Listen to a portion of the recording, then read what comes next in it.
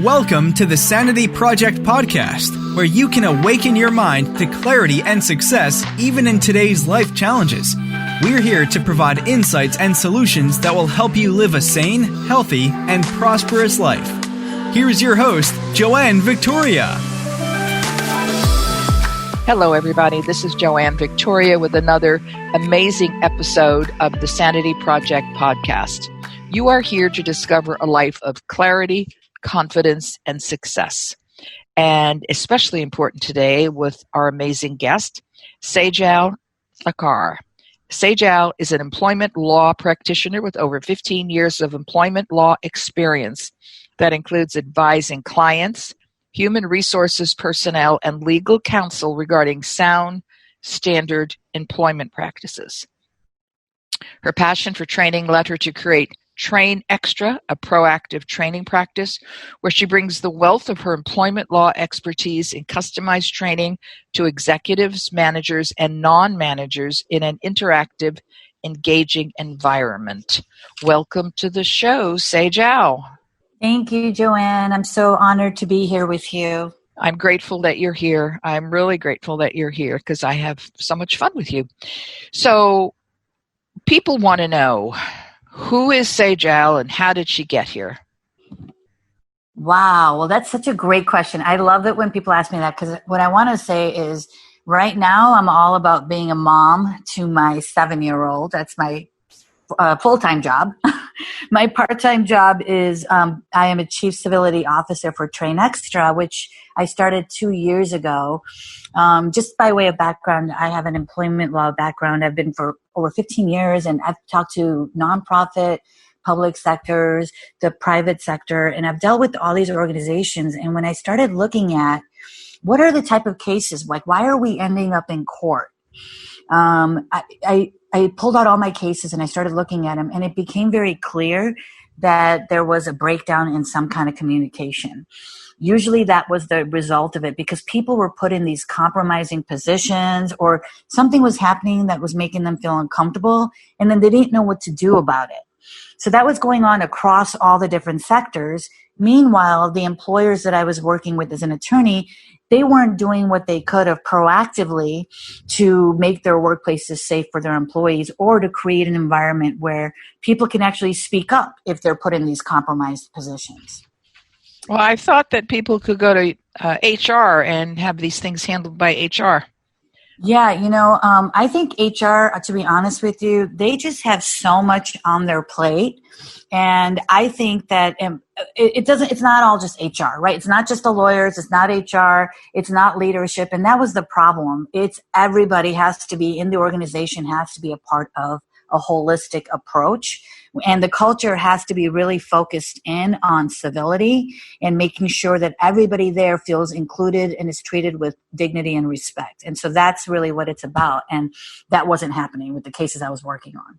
It's still not happening in the workforce. I think you and I have discussed that at another time, that respect, gender-wise, experience-wise, or levels of employment, if a supervisor is talking to an employee or if a manager is talking to a supervisor or a C-suite person is talking to somebody lower than them, they're not always kind. Right. And it doesn't cost anything to be kind and polite. It's very easy to get angry, get ticked off, yell at somebody if you've had a bad day, but that's not what's going to work in this world. Exactly. And that's why I got so frustrated when I was working with these leaders.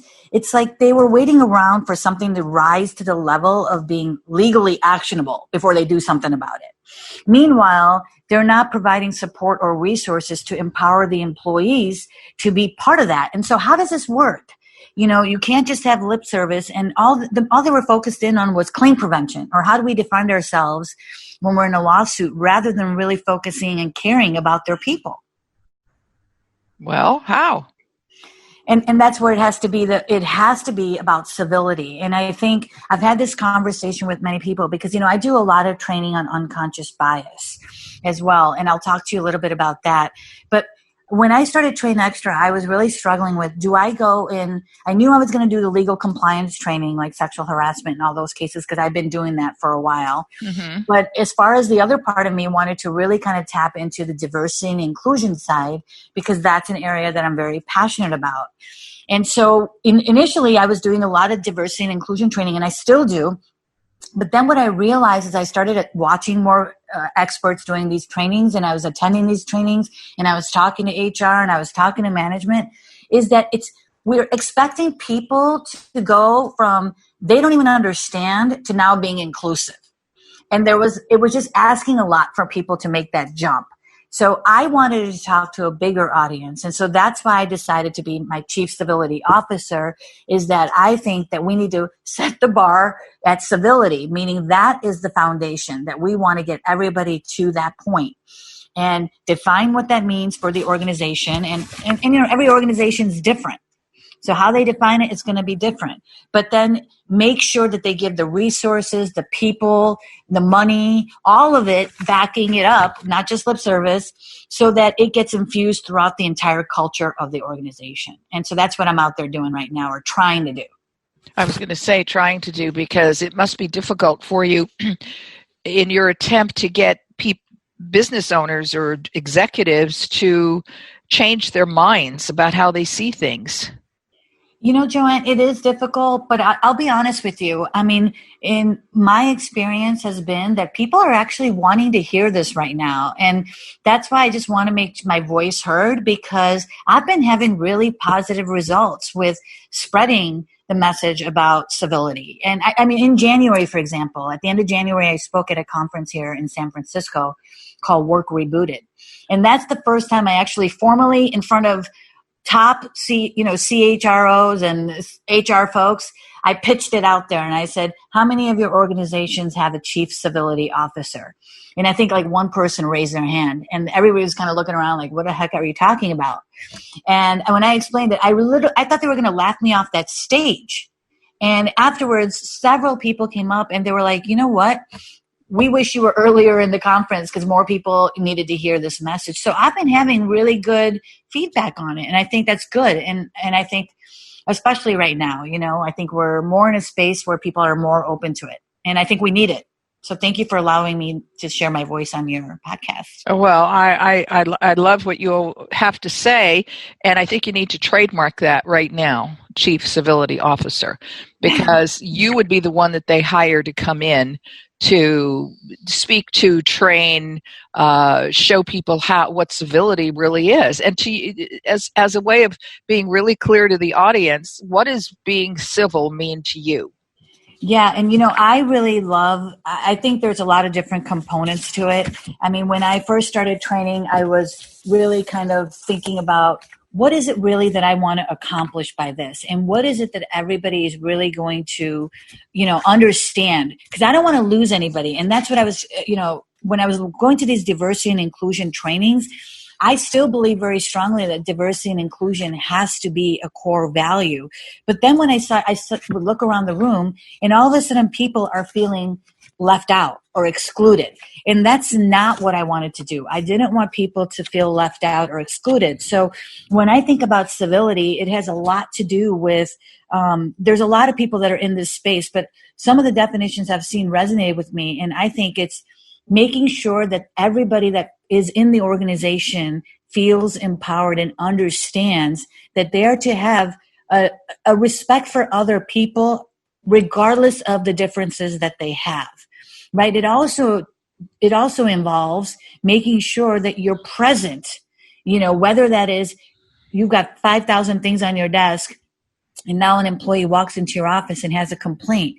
You have to have that willingness to engage in a dialogue, in genuine discourse, because we all know that if you go into a manager or HR's office and you say, I have a problem, within the first 60 seconds whether or not they truly hear you or care about your issue.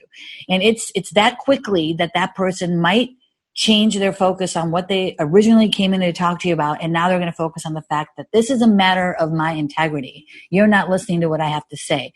So I'm talking about that kind of genuine discourse has to be there. And then just a willingness to engage in a dialogue, right, instead of a debate. which I think Right. we are now. We're all in a debate mode. And I think we need to train people again on how to engage in a dialogue, how to have effective communication, how to speak up as a bystander if something's going on and it makes you feel uncomfortable, how to tell somebody not to say something because it may be a joke for them, but it violates your boundaries, right? So those kind of things, we can't assume people know these things. And I think that's the thing that they do, right? Is you expect everyone to know how to behave at work. Yeah, you would think. Otherwise, they wouldn't need you. Right. And the thing of it is, even though I think the basic lines, as far as I'm concerned, I'm not talking about exclusion or inclusion. I'm talking about basic respect. Yep. And being polite. Yep. Being polite enough to listen when somebody wants to speak with you. And those are basic things that go a long way. And I think right now, everybody wants to fight because they're afraid. Right. And when people become afraid, their base instincts come out and they're not ready, willing, and able to even consider being polite because they're so afraid. Right. So one of the things that you will probably have to do is deal with their fear. Yep. Because it's gonna stay for a long time. That's, it's out there in the world right now, and it's going to be there for a while because people, instead of they should stop trying to understand and just accept and move forward, as opposed to try to understand and debate it. Right.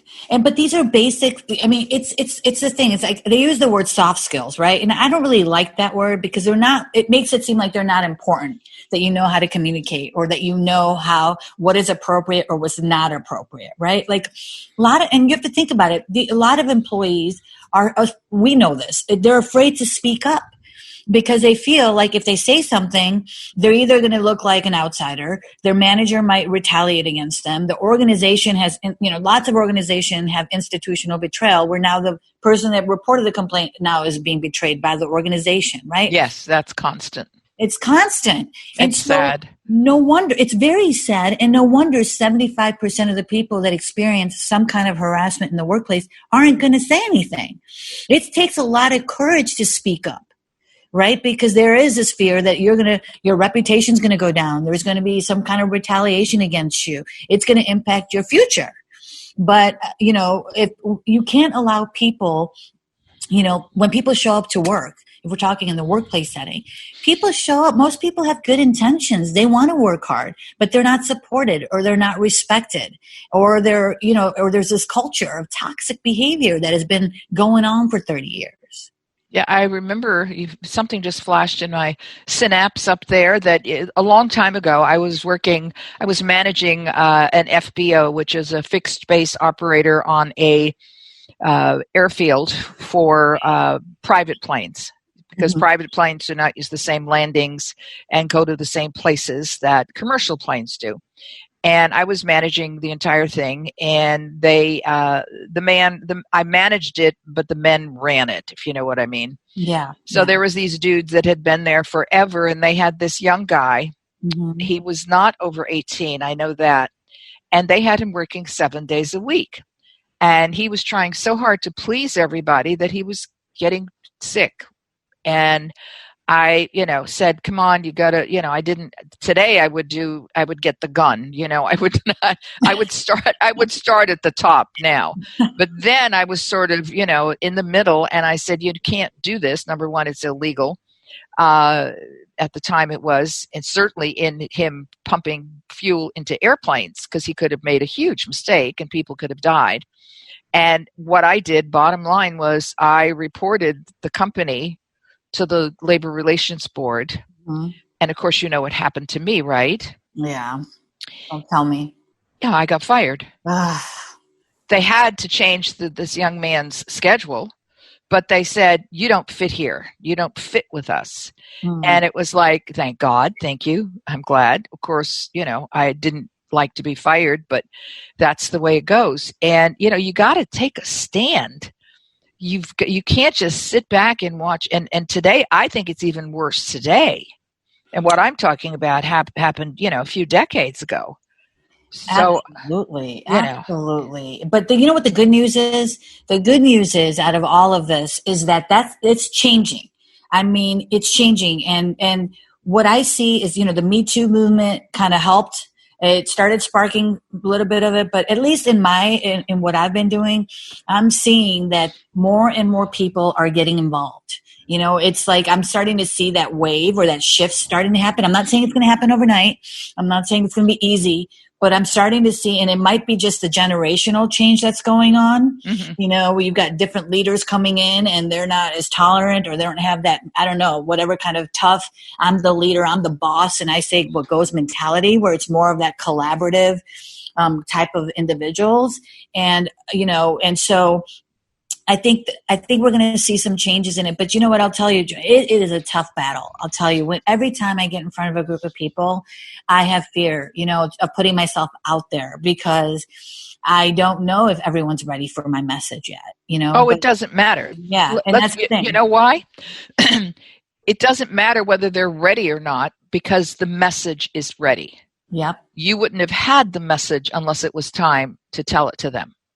Yeah, it comes before you. It's coming through you, but it's come before you. Yes. So don't worry.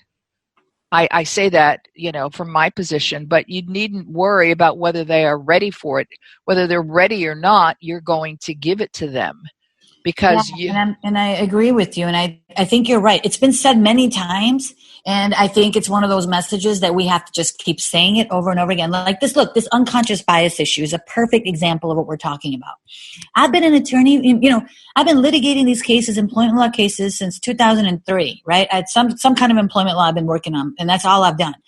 And when I look back on some of those cases that I litigated as discrimination cases, our system is flawed.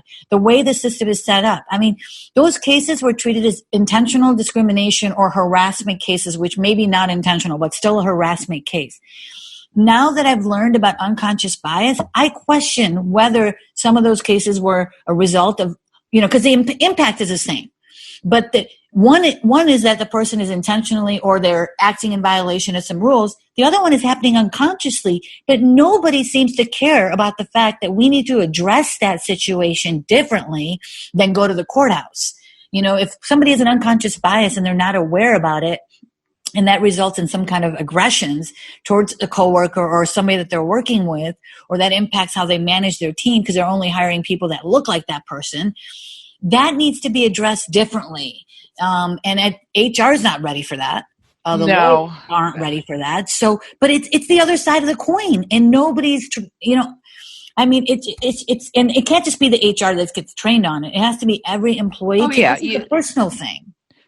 Well, of course it's personal, because I was just thinking when you were saying that, I mean, you're labeling it unconscious bias because we have labels for everything today. Right. We don't change direction, we pivot. We don't tell the truth. We're transparent. All of this stuff, which is bizarre. Yeah. But these people who are presenting today as being biased, unconscious or otherwise, learned it somewhere. That's true. And they learned it at home, and they learned it in school. And once they started learning it, they found other people who learned it as well, so that they have groups and organizations that hunker down together, and they all hang out with the same people. So you have a big job. Oh, I know. But it's, it's, I can't tell you, when I do my unconscious bias training, there is nothing better than that for me. When I see somebody walk out there and it's like a light bulb just went off in their brain, or they're actually thinking about it, what they do with it is different, but I've impacted that person for the positive. They walk out of there a better person because of being there and hearing what I'm saying, so you're right. Nobody's going to stop me from saying what I have to say. Yeah, you're doing the work, as the Dalai Lama says, as all the Buddhists say, why are you here on earth? Everybody goes on with that question. Yeah. And that one was resolved for me years ago. I am here for the benefit of others, period. Mm-hmm. And how it's presented is how it's presented. You are here for the benefit of others, and this is how you're presenting it to the universe. Yeah, I love that. Thank you. You just made my day. Oh, good. Well, then it's that knowledge. I think that you're doing it. This is your job. This is what you're supposed to be doing. even more is going to open up for you, guaranteed, once you get out there and in a free form, in a manner that works for you, to contact and be in front of the people who need to hear you. We're talking about maybe assistants to corporate CEOs, if not you, HR, because if HR will get you hired, that would be a good thing. I don't know what the stream is, but we'll figure that one out. Yeah, and what you're saying, and it's like, why is this so difficult for people to, like, this whole civility thing? You said it too, respect, right? Respect in the workplace. It's like, how can an organization say that they're going to not end up in court, but they're not focusing on how to create a respected, inclusive work environment? I think it's simpler than that. Yeah. It means that they would have to change. That's right. You're right about that. People don't want to change. It's true. It works for me. It worked for my father. It worked for my grandfather. It worked for Uncle Tim. It worked for all these people. Why do I have to change to make you happy? Because people hate change more than anything else in the world. They say that people hate, speaking in front of a room as the biggest fear. No, the biggest fear is they don't like change. That's right. Yeah. And we can each look in our lives and see how that manifests itself. If you have to change, that's a powerful thing to ask someone to change their behavior. It is. And the thing is that the changes that I'm asking people to make, it's going to, no matter how it happens, if they do the resources to make civility a core value in these organizations and really get everybody involved, like, they're going to see such positive benefits in their work environment. I mean, they're going to see financial, economic, mental health, well-being, higher loyalty. They're going to have all of these, less lawsuits, less workers' comp claims, less leaves of absences. Employees are going to want to work there. And so it's just requires a commitment, and then to act in accordance with that commitment and follow your core value of civility. And that's really what it's about, because it's a win-win for everybody then. Okay, so speak to the audience. I presume right now we're having a different blend of our audience. We're probably having some corporate executives because listening to this today, because not all of them are at the office because there is no office. People are working from home. So you're going to have a cross-section of people who are listening to this. Give them, what can they do right now to start making changes in their company? Sure. And so look, cultural change within a company is not going to happen overnight, right? Right. It's an evolution. But like I said, if you start looking at what your workforce is like and what are some of the behaviors that you're seeing, you have to analyze your workforce because every organization is different. But then focusing your efforts on making sure that the workplace has human dignity and respect at its foundation by shaping a positive company culture. So be transparent about what's going on, about the changes, whether they're expected or unexpected, whether it's, regardless of it, be transparent, be authentic in your leadership throughout all levels of the organization. And rather than just focus on compliance related stuff like meeting the minimums and checking the boxes for what needs to be, think about it from just a human dignity aspect and create that culture. And you can start with just making a commitment to do that and being transparent. There you go, people.